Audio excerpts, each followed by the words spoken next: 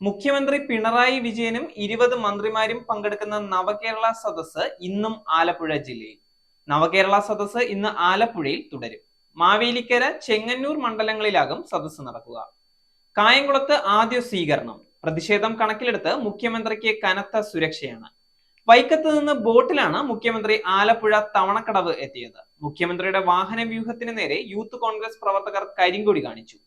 വൈകിട്ട് 5 മണിയോടെയാണ് മുഖ്യമന്ത്രി ബോട്ടിൽ തവണക്കടവിൽ എത്തിയത്. ജങ്കാറിലാണ് ബസ് എത്തിച്ചത്. അരൂരിലേക്കുള്ള ആദ്യ സ്വീകരണ കേന്ദ്രത്തിലേക്കുള്ള യാത്രയിൽ തന്നെ യൂത്ത് കോൺഗ്രസ് പ്രവർത്തകർ പൂച്ചാക്കലിൽ വെച്ച് കരിങ്കൊടി കാണിച്ചിരുന്നു. ഇവരെ പോലീസ് അറസ്റ്റ് ചെയ്ത് നീക്കി. അനധികൃതമായി മാംസവില്പന നടത്തിയതിന് മധ്യപ്രദേശിൽ 10 കടകൾ ബുൾഡോസർ ഉപയോഗിച്ച് പൊളിച്ചു നീക്കി. തുറസായ സ്ഥലത്ത് മാംസവില്പന തടയണമെന്ന മുഖ്യമന്ത്രി മോഹൻ യാദവിന്റെ നിർദ്ദേശത്തെ തുടർന്നാണ് ഉജ്ജയിനിലെ നടപടി. പകൽ സമയത്താണ് ഉജ്ജയിനിലെ കടകൾ അടച്ചുപൂട്ടുകയോ നടപടി നേരിടേണ്ടി വരികയോ ചെയ്യുമെന്ന് അദ്ദേഹം കൂട്ടിച്ചേർത്തു. കൂടാതെ BJP പ്രവർത്തകനെ ആക്രമിച്ച കേസുമായി ബന്ധപ്പെട്ട 3 പേരുടെ വീടുകളും ബുൾഡോസർ ഉപയോഗിച്ച് പൊളിച്ചു നീക്കി. ഫാറൂഖ് റെയിൻ, ബിലാൽ, അസ്ലാം എന്നീ 3 പേരുടെ വീടുകളാണ് പൊളിച്ചത്.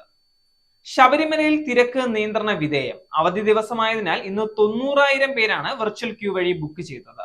വെർച്വൽ ക്യൂ വഴി ബുക്ക് ചെയ്ത് ദർശനത്തിനെത്തുന്നവരുടെ എണ്ണത്തിൽ തുടർച്ചയായി 3-ാം ദിവസവും കുറവുണ്ട്. മണ്ഡല മകരവിളക്ക് കാലത്തെ സാധാരണ രീതിയിലുള്ള തിരക്ക് മാത്രമാണ് ഇപ്പോൾ സന്നിധാനത്തുള്ളത്.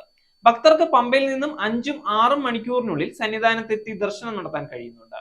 നേരിന്റെ വാർത്തകൾ നിങ്ങളുടെ വിരൽത്തുമ്പിൽ എത്താനായി സാക് ന്യൂസ് ചാനൽ സബ്സ്ക്രൈബ് ചെയ്തും ഷെയർ ചെയ്തും ഒരു ശരിയായ മാധ്യമ നിലപാടിനൊപ്പം നിൽക്കാൻ ഞങ്ങൾ നിങ്ങളെ ക്ഷണിക്കുന്നു.